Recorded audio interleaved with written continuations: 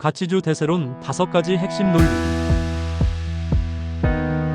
현재 글로벌 시장에서 성장주의 시대가 끝나고 가치주가 새로운 주도주로 부상할 것이라는 가치주 대세론을 5가지 핵심 논리와 일본의 사례를 통해 설명하고 있으며, 그 중심에는 2024년 이후 경제 환경 변화와 한국의 상법 개정안이 놓여 있다. 2024년 미국 증시 고점과 2007년 중국 증시 고점이 같다. 2006년에서 2007년 중국 증시는 상해지수가 1000포인트에서 6000포인트까지 급등하면서 전 세계 자금을 흡수했고, 투자 열풍은 국내에도 번졌다. 이와 유사하게 2024년 미국 증시 역시 기술주 중심의 과열 양상을 보이며 고점에 도달했으며, 현재의 투자 심리는 당시 중국 증시의 분위기와 닮아 있다. 이 같은 유사성은 가치주의 부상을 알리는 첫 번째 신호로 해석된다. 성장주에서 가치주로 주도주 교체.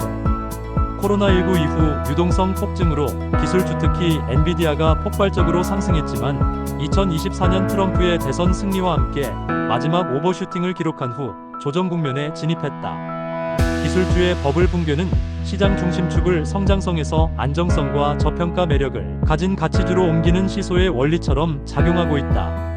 6월 상법 개정안, 가치주 랠리 촉매.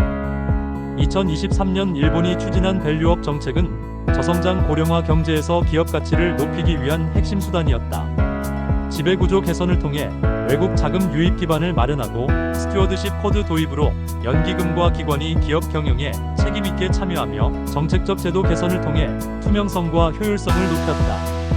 한국도 일본과 유사한 내용의 상법 개정안을 6월 대선 이후 통과시킬 가능성이 높으며, 이는 저평가 가치주의 시장 재평가를 유도하는 결정적 트리거가 될 것으로 기대된다.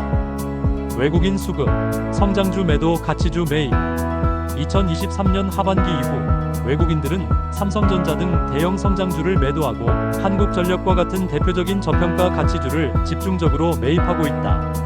글로벌 자금은 미국 기술주에서 이탈하여 한국을 포함한 저평가된 이머징 마켓의 가치주로 포트폴리오를 재편 중이며, 이 흐름은 구조적이고 장기적인 성격을 띈다. 30년 만의 가치주 혁명 가능성. 1980년대 후반 레이거노믹스로 미국 증시는 버블을 키웠지만, 1991년 걸프전 이후 경기 침체와 함께 버블이 붕괴되었다. 이 시기 한국 증시도 침체를 겪었으나 저PER, 저PBR을 가진 기업들이 대거 부각되며 가치주 중심의 상승장이 전개됐다. 현재의 글로벌 거시 환경과 투자 심리는 당시와 유사하며, 약 30년 만에 다시 한번 가치주 혁명이 일어날 가능성이 높다고 분석된다. 상법 개정안, 가치주 랠리의 제도적 기반. 일본의 사례처럼 한국도 기업 지배구조 개편을 통해 외국인 투자자 신뢰를 높이고 기관 투자자의 역할을 제도화하여 장기자금 유입을 유도하는 구조적 변화에 진입하고 있다. 한국판 밸류업이 상법 개정안 통과로 실현될 경우 기존에 저평가되어 있던 가치주들이 본격적인 재평가를 받을 수 있는 환경이 마련된다. 특히 이번 개정안은 기업의 의사결정 투명성 강화, 기관 참여 확대, 그리고 지배구조 개혁을 통해 가치주의 체질 개선을 이끌 제도적 장치로 기능할 전망이다.